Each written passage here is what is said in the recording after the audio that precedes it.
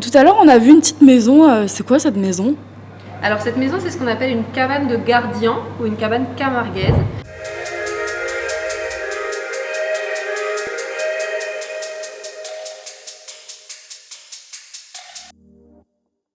On l'appelle cabane de gardien parce qu'elle permet d'héberger des travailleurs en Camargue, dont le gardien, qui est celui qui s'occupe des troupeaux de taureaux, mais elle peut aussi héberger cette cabane des bergers, des vanniers, des sauniers, donc tous ceux qui viennent travailler sur le territoire. L'arrondi qu'on a sur le dos de la cabane, qui est toujours situé au même endroit, à savoir plein nord.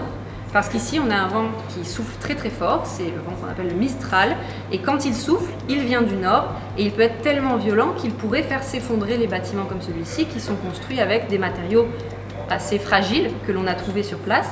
Et donc, grâce à cet arrondi, on peut couper, en quelque sorte, casser l'effet du vent. Cet arrondi, il est assez intéressant, puisque grâce à lui, regardez, hop, je peux ouvrir l'intérieur, grâce à lui, on a une autre particularité de la cabane, à savoir ici, la petite croix qui est complètement penchée, elle n'est pas penchée à cause du vent, elle n'est pas penchée pour une volonté particulière, elle est penchée tout simplement parce que cette croix, elle fait partie de la toiture puisqu'elle est gravée dans la toute dernière poutre juste ici, dont on se sert pour faire la toiture.